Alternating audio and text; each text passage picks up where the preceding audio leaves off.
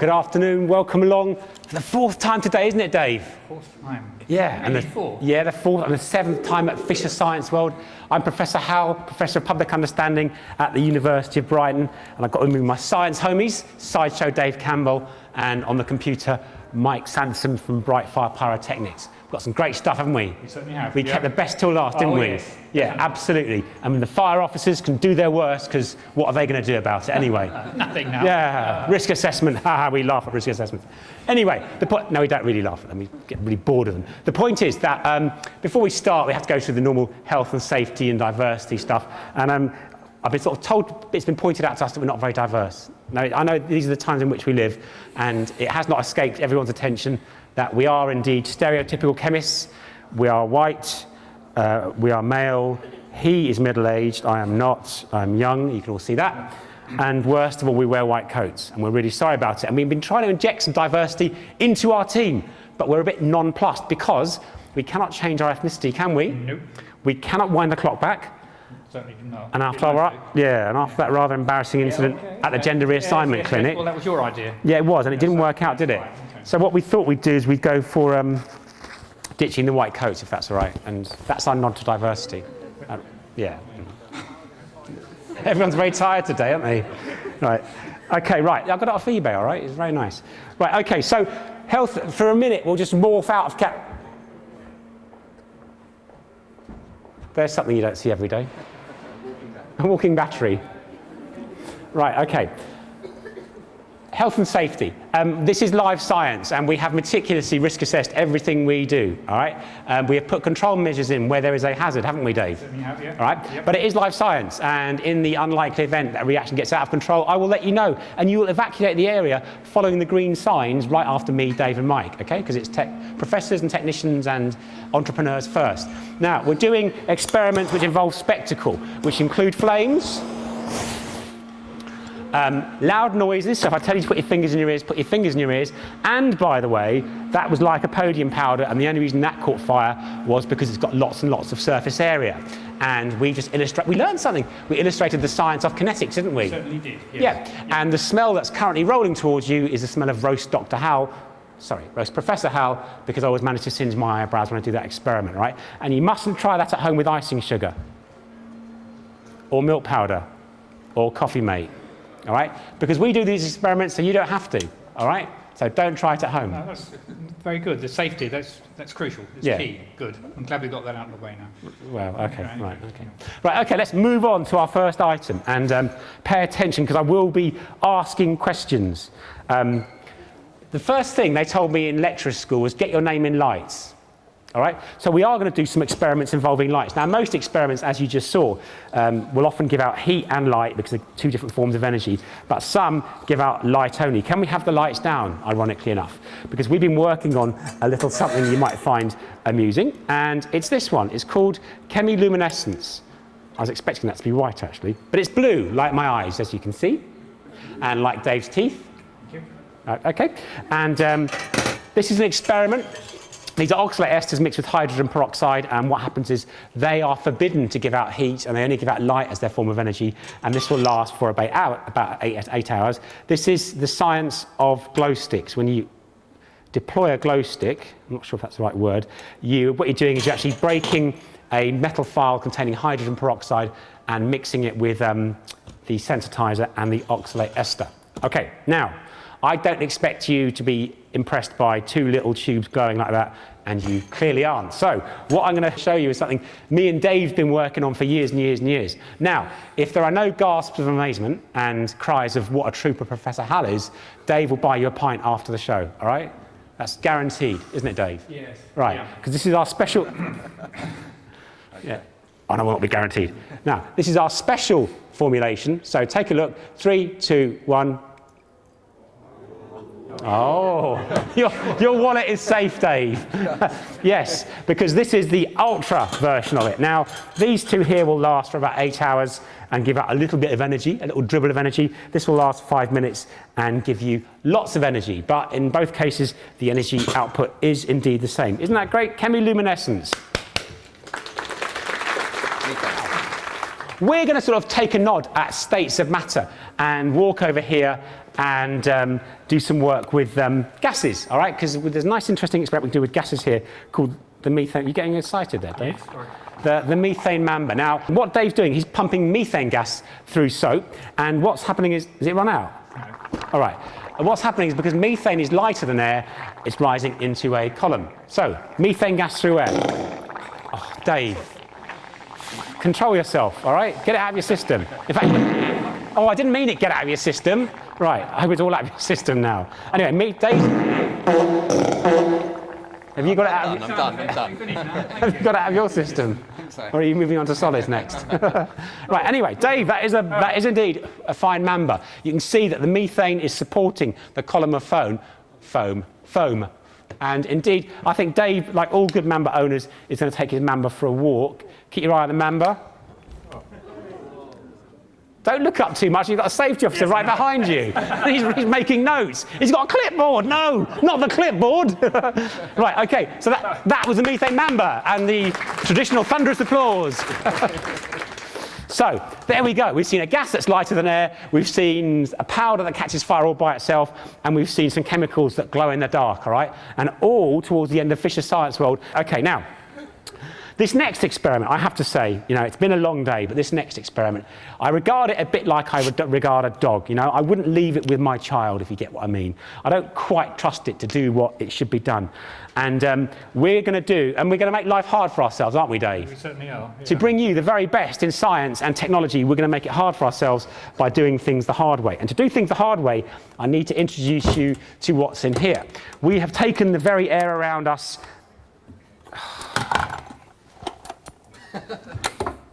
It's not supposed to be empty. That's a very muted chuckle. Yes. I love the smell of liquid nitrogen in the mornings. We have taken the very air around us and we've cooled it down to minus 196, so it's cold and it turns into a liquid. We have here, of course, liquid nitrogen. I love liquid nitrogen. Liquid nitrogen, it's nitrogen gas that's been cooled down until it turns into a liquid. Now, I know that if you've used liquid nitrogen before, you'll be saying, yeah, big deal, Professor Hal. And if you haven't, it'll be a real novelty, all right? It's boiling at minus 196. Room temperature is about 15. Therefore, the outside of that glass is 200 degrees hotter than the inside of the glass. What a piece of glass. What a trooper, all right? It's managing to maintain its integrity, even though there's a 200-degree temperature differential. The nitrogen is boiling because of that. Its boiling point is minus 196. It's effectively touching something 200 degrees hotter than its boiling point. If you poured water onto red hot steel, you'd get the same effect. Now, we're going to use this liquid nitrogen, and we can make some... Are you wearing closed-toe shoes? We can use this liquid nitrogen to make something else, because that is interesting in its own right, but we're going to use it to make something much more different. Much more different. Much differenter. Anyway, not the same. Because this piece of kit here, does anyone know what this piece of kit is? It's actually, we bought it off the shelf. It was a very big shelf. We bought it off the shelf. This is a rotary evaporator flask, but on an industrial scale. So when you're in the lab doing your research and you've got like 250ml flask, this is a whopper that involves for a big scale up. But we use it for quite a different purpose, because we're going to do a very old and very classical experiment, for which I need fireworks mic. But before you come away, we need to do the introduction to this one, because we're going to be using two deadly elements right in front of your very eyes for your pleasure and for your convenience. Because we are going to use liquid nitrogen to make an even deadlier gas. Because liquid nitrogen boils at minus 196, and this other gas boils at minus 180. So we are going to take the very oxygen around it and turn it into the terrible oxidizing power of liquid oxygen! They didn't like that. Look, they're not laughing. Anyway, the point is, we are going to do it, and I need fireworks mic to be able to do this, and we've got a cylinder of oxygen here, and an ingenious copper coil here. And what we're going to do is we're going to bubble oxygen through this coil, and the coil will be immersed in nitrogen. Now, oxygen boils at minus 180 degrees. It also condenses at minus 180 degrees, depending which way you're going. So if we blow oxygen through this, which is immersed in liquid nitrogen, at minus 196 degrees, it's going to turn into a liquid. So let's get bubbling, Dave. Bubble it through. Oh, don't worry about the toe, it'll grow back, all right, it's fine. Right, let's go, Dave. I'm going. Well, go some more, all right? Now, it takes a little bit of time to get started, but let's face facts, you don't see liquid oxygen every day. And I'm going to use this special test tube I've got. If I get liquid oxygen onto my lab coat and it catches fire, don't bother going for the fire extinguisher, all right? Go and get a bag of popcorn, come back and watch the spectacle, watch the show. Because fire extinguishers only work by keeping a fuel from an oxidant. If my lab coat is on fire, then all I've got is oxidant and fuel together. The fire extinguisher won't do anything about it. Now, can you see, we've got close up on a camera there? Can you see the liquid oxygen forming? Right, that's forming because liquid nitrogen's at minus 196 and liquid oxygen's at minus 180. I know most of you know that, but it's a really nice bit of takeaway knowledge. That's how we make liquid oxygen. Is the colour showing up? Can you see any colour there? What colour is it? It's blue. Liquid oxygen is a light blue liquid, a pale blue liquid, and it's one of the few elements that has colour. Others include bromine and chlorine, all right? And it's right there in front of your very eyes, and you'll never see that again, because no one is dumb enough to make liquid oxygen in front of a live studio audience, or even a live audience. Right, we're done there. I'm just going to move that around, and look at this. Look at it right there. It's just, look at it, so innocent and blue. Say, I'm a little liquid oxygen test tube, I'm so innocent and blue. But it's deadly. Space Shuttle Challenger was literally a tank of liquid oxygen, a tank of liquid hydrogen, all right? And they mixed up when they shouldn't have, caught fire, and once that had started, it was never going to stop. Now we're using it with this piece of kit here.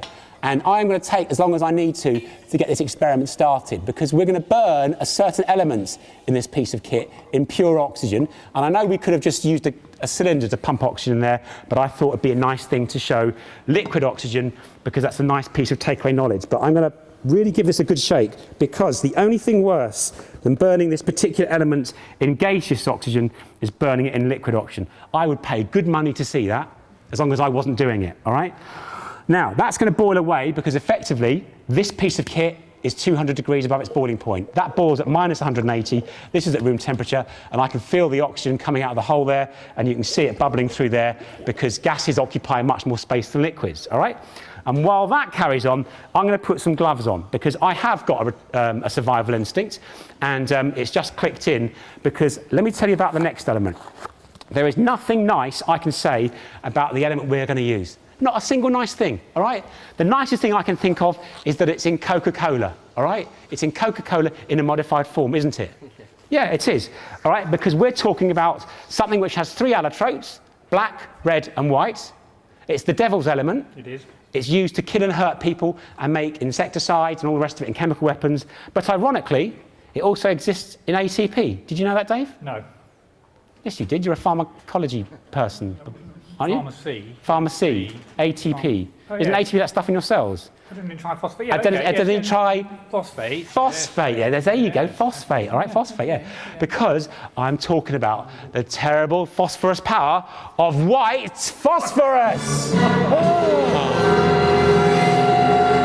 White phosphorus, 100 milligrams of white phosphorus is enough to kill a man or a woman, all right? 100 milligrams. A milligram is 0.1 grams, isn't it? No, milligrams 0.001 grams.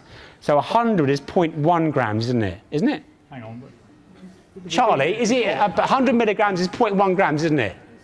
Yeah, so Dr. Chatterjee just told us that, all right? So anyway, I'm going to be using a whopping big, I'll use 5 grams. There you go. 5 grams enough to kill 5,000 people. There's a suitable piece in there. Well, so we can't kill 5,000 people. They'd have to all eat at 100 milligrams each, though, wouldn't they? That would take ages to cut it up. Is that big enough? That's a fine-looking piece, actually. It's a fine-looking piece. What do you mean a fine-looking piece? What's fine-looking about this piece? Careful, get it going. Yeah, all right. What about this piece, though? Isn't that more like it? This piece. What do you think, this one? Well, that one's almost certain death for everyone in this room. All right, my problem's going to be getting the phosphorus from the jar into the apparatus, because it spontaneously combusts in air, all right? And I'm holding it. So I'm just going to be very quick about it, and huzzah and hurrah, in it goes, and no fatalities yet. but the day ain't over, so let's not get too excited in front of ourselves. Now, it hasn't combusted. We're nearly ready to go. The liquid oxygen's all turned into gaseous oxygen. Dave is heating a copper core with his blowtorch, and now we're going to heat up the phosphorus and give it a push in the right direction. So if I can have the lights down, please. We get our phosphorus from a bloke called Malcolm, or I think that's his real name, and we meet him in a pub car park, and he always comes in a different car, a nondescript car, and I say, hello, Malcolm, and he goes, no names, I told you, and he only accepts cash, all right, and he gives us sticks of white phosphorus, all right, XMOD, and anyway, that's not true about the XMOD bit. But anyway, the point is, this white powder is phosphorus pentoxide, which when dissolved in water gives phosphoric acid, which is in Coca-Cola, and you can see it's nucleating to make nice tendrils like a jellyfish, which is why it's sometimes called the phosphorus jellyfish. Isn't it beautiful? Isn't it beautiful? Yes, burning phosphorus, used in napalm, phosphorus grenades, and those are the kind of only two uses I could hear it. And there it goes. Yeah, I love that experiment. It's such a nice experiment. Now, Dave and I are good friends. No, seriously, Dave and I are good friends, and we've been doing this for years and years and years together. I've worked out two things about him. First of all, his aversion to soap, and also his aversion to danger. All right, Dave and danger do not get on, and in terms of survival instinct, his is very well developed because he's frightened of almost everything. And so, it's no surprise that this next experiment he's going to do, it's called the exploding chicken's egg, because sometimes Dave and danger don't see eye to eye. What Dave is doing is filling a chicken's egg with hydrogen gas, all right? It's an empty chicken's egg, and I don't want to tell you how he empties them. Do you still empty them like that? No, we use new technology now. No, seriously, he used to put a hole in either side and then put his mouth to it and blow it out. And I thought, that's just come out of a chicken. Like, he didn't even wash it first. Disgusting. Anyway, I mean, eggs are disgusting anyway, aren't they? I don't like eggs, but the point is that it's an empty chicken's egg, and Dave's filling it with hydrogen. What we're going to do is put the egg in there, all right? We're going to light the top of the egg where the hole is, and what's going to happen is the hydrogen is going to burn. And as it burns, it's going to suck in air through the hole in the bottom. So the mixture is going to go from being flammable to being explosives. So it's going to pop. It's going to go bang, all right? There is going to be a bang. How big a bang, we don't know. Sometimes it doesn't work, but we never go back to an unexploded chicken's egg, all right? We send Dave, yeah. Right, are you there? Right, don't mess it up this time by prematurely doing... Wait. Now do it, now, right. Sorry, there it is. I wish we'd move that lycopodium, please. Thank you. Right, it's burning away. If it doesn't burn, don't worry, I'll send Dave back to fix it all up. But it is turning brown on the top. Can you see that? It's turning brown on the top, which means it is burning, and it's sucking in air, and there'll be a bit of egg surprise. And if it doesn't work, Dave will have egg on his face. Ha, ha, ha, ha. Right, keep watching. I'm not going back to it. Dave? Yeah, how about that then? Ooh. Now, that was a good one. Right, we've had two good barking eggs there, haven't we? What? Barking eggs. Well, that was a kind of bark, wasn't it? Barking eggs, if I may mix my experiments up. Right, so that was the exploding egg. Now, did that scratch the itch, the big bang itch that you've all got? Did it? No. Oh, I mean, I don't want to get ahead of myself, but do I need to use one of these? This is an ostrich egg, all right? And when it's full, you can actually stand on it. And when you do that, make sure you look behind you for this really, really angry ostrich that's going to come and give you a good kicking, all right? And what we're going to do is we're going to do the same experiment. Now, this produces 130 decibels at 3 meters, which is about where you're standing, all right? You must block your ears, point one. Point two, sometimes it doesn't work. If it doesn't work, we'll try it again, all right? And again, and again, and you're not going home till it does, all right? Actually, we've got one standby egg, all right? And 1 year, because sometimes they don't work, 1 year, I had a project student working on, calm down, working on why doesn't Professor Hal's ostrich eggs explode? And they spent all summer blowing up ostrich eggs. And we still don't know the answer. It was a lot of fun though. Anyway, I'm filling up the egg with hydrogen gas, all right? And this time I'm going to be really, really careful. I've got to make sure all the oxygen's purged out of it. Because if it isn't, when I light it, I will suffer a reduction in the number of fingers I've got, all right? And they'll be coming your way. It will explode and I will lose fingers over this, all right? But, you know, as long as you understand the science and you're getting it, so we'll just blow it through and put it in. And I must just say, in the last remaining 20 seconds, I first did this about 10 years ago. I did it in our pharmacology lab, and I had 2 of those plastic safety screens, but for some reason I didn't bother putting anything on top. And it went off beautifully, and I looked up, And there was all these like Chinese Death Stars of ostrich eggs stuck in the polystyrene tiles. And I got this rather terse email from Dr. Daisy saying, can you come and explain the explosion incident in the lab this morning? He didn't see the funny side, did he? No. Sport. Right, okay. Nearly there. Yeah. Wait, one more, keep going. Quick burst. Go. Okay. Right, okay, so, mind the face, Mikey. Right, ready, 3, 2, 1. Right, it's lit. Put your fingers in your ears, please. If it doesn't go off, it'll just go poof. If it does go off, you'll know all about it. It's sucking in air. All right, it's sucking in air. You're perfectly protected, but it could go off at any time with a big, big... Oh, how about that then? Yes! Oh. Lovely one. Oh, I love it when an egg comes together. Now, you may have seen on the introduction VT, if you were paying attention, you saw the ostrich egg going off in slow-mo, all right? And on Mike's YouTube channel, pay attention at the back, please. On Mike's YouTube channel, which is... Well, just look for the bigger bang and you'll find it. Yeah, look for the bigger bang. We've got one of those going off in slow motion. It's very, very interesting watching it. It's almost like the planet Krypton exploding. Right. Well, we're coming up to the end of our... Not me first. All right. We're coming up towards the end. No snivelling at the back there. It had to end sometime. But we're going to do another really classic experiment, right, with lots and lots of learning outcomes, because we hate the notion of doing experiments just for the sake of doing experiments. Everything has a learning outcome. And one of the learning outcomes of this one is that I've got the biggest test tubes in town, all right? I absolutely have, and here is the proof, all right? This is one of my bigger test tubes, and it's full of nitrous oxide, which is a really, really good oxidant. And what we're going to do is we're going to do an experiment called the barking dog. Now, this has got loads of learning outcomes, loads of takeaway knowledge, and we're going to mix the nitrous oxide with carbon disulfide. Now, I said earlier about oxidants and fuels. In this case, the carbon disulfide is the fuel, and the nitrous oxide is the oxidant. And what you're looking for is a blue flame going down the tube, which is the only gas phase chemiluminescence there is. And as it goes down the tube, it squashes the residual gas. If you squash gases, they get hot. And at some point, the residual gas will explode. And that's called a diesel explosion.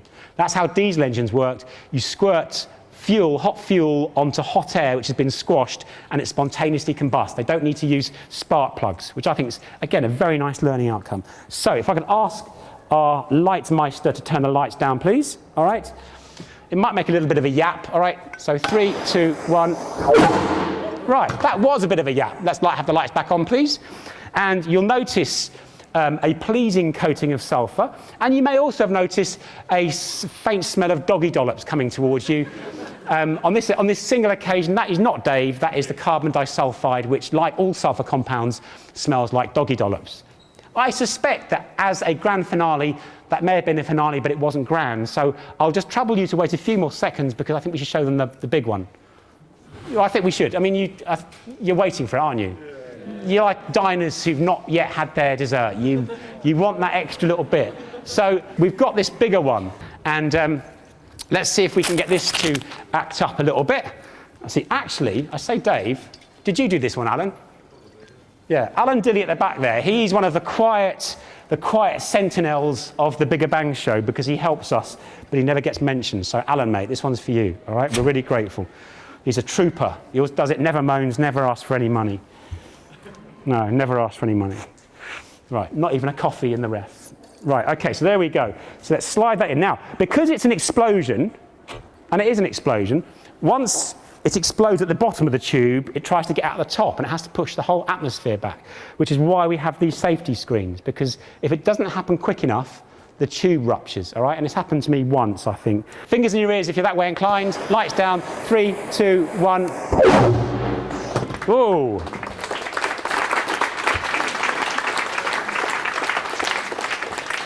Now, that's what I call polite applause, all right? It's not thunderous, and it's not ecstatic. We've got a nice, pleasing coating of sulfur, and the fire officers are breathing a sigh of relief and already looking forward to watching Corrie tonight.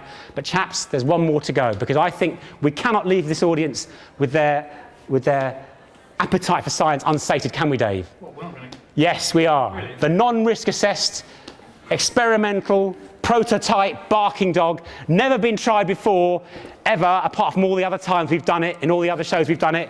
Dave, wheel it out. Mike, let's get with the sounds.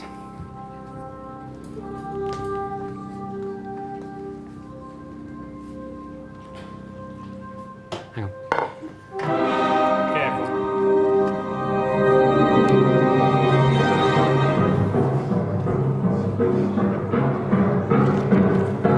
No!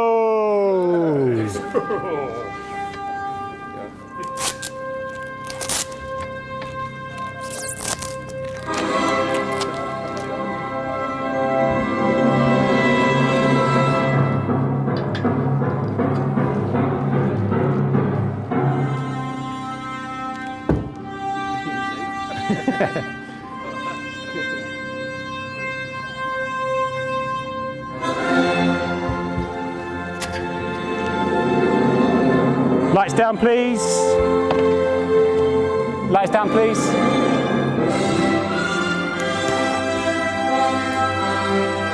The secret of great science is, of course, all in the timing. Fingers in your ears, please.